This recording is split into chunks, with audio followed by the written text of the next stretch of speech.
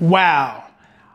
My wife and I just got back from seeing Dinesh D'Souza's latest film, Death of a Nation, Can We Save America a Second Time? And wow, I have to say that again. This movie is amazing. So I thought I would just share a quick spoiler-free review for any of you who are interested in going to see this. So you may be wondering why I'm dressed the way I am. I have a cool Lincoln shirt on. It says, "Sorry, I can't hear you over the sound of my freedom." My wife and I got decked out in patriotic clothes. She had her hair dyed. You know, I have red, white, and blue fluorescent bling.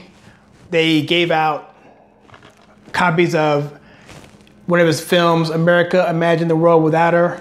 This to me was an excellent film. I saw it 4 times in the theater.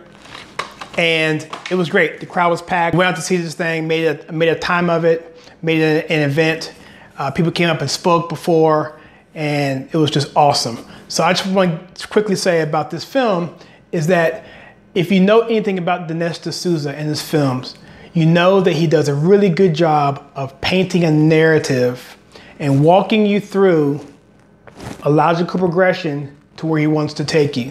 And typically those narratives that he gives you are very powerful, chock full of information. And I'm not going to spoil any of it for you, but there is a few things in there that will be shocking to you. And even for me, and as it relates to my overall review, we'll get to that because it's going to affect the scoring of it.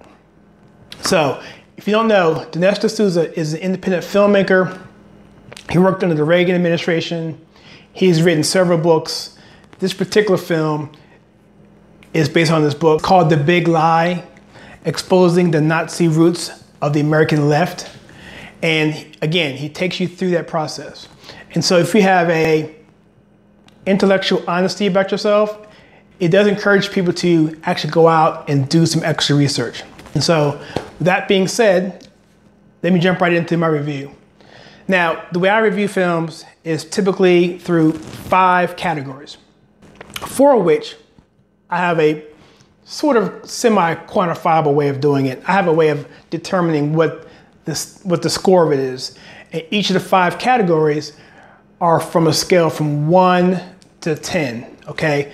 And so the way it works is I take 4 categories and I weigh it against a 5th category to get my final score. So for this particular film, starting with emotional impact. The emotional impact for this film, I give it a 7. A 7 because a lot of the information in the film I've already known about. And so there were a few surprises, and I didn't have the emotional pull in some areas. So it doesn't mean it's not powerful, but it just isn't as powerful for someone like me who's really involved in this kind of research and know a lot of the things that he talked about. The second aspect of this film that I want to rate is the intangibles. And for this film, I'd say the intangibles are his direction, his sense of reenacting when he'll jump from like one scene that was a modern day contemporary part of Germany where he's actually standing there, and then he'll superimpose that with Hitler standing there and taking out all of the modern day things that are there now and replacing them with actual photos of that time. It's really powerful. He does that in the Nuremberg trials. He does it all throughout the film in different areas. It's very powerful just to show how far we are from, how close we are from those actual events. So that was a really big intangible for me. It's different than what he normally does in a lot of his films. And the music is good. And so a solid 7 there. The third aspect I want to talk about is the story. The story here, I would give it 8. There are 2 aspects of this film that I am totally blown away by. And one has to do with how he relates the Democrat Party and the modern day fascists. How he walks through the narrative of that, and particularly as it gets closer to the modern day fascism, how he ties in the alt-right and how that is no different than the modern day fascists, the modern day liberals. It's very powerful. Wait for it. When you see it, you know what I'm talking about, and you'd be like, you know what, Dinesh, that is genius. The fourth area, watchability, I'm giving this movie an easy 10 because I can see myself watching this over and over and over again for personal research, to show to my friends, to show to my kids, which by the way, is perfect for the family to watch and discuss afterwards. There's no violence. There's some violence, but it's something you'd see on CNN or Fox News or YouTube or whatever. Nothing's gratuitous. It's put in its place in a way that kids may be shocked, but they can ask questions as to why that is, and you can go into that as a good discussion point and telling them why what they're saying is why it is. The fifth and final category for this film, I like to say, is my overall score, which for me is going to be a solid 8 out of 10. That's a high score for me. I typically don't give movies anything higher than a 7 on average. To me, an 8 is near perfection. I've never given a film, I don't believe, a 10 overall as a composite score, so this is in good company.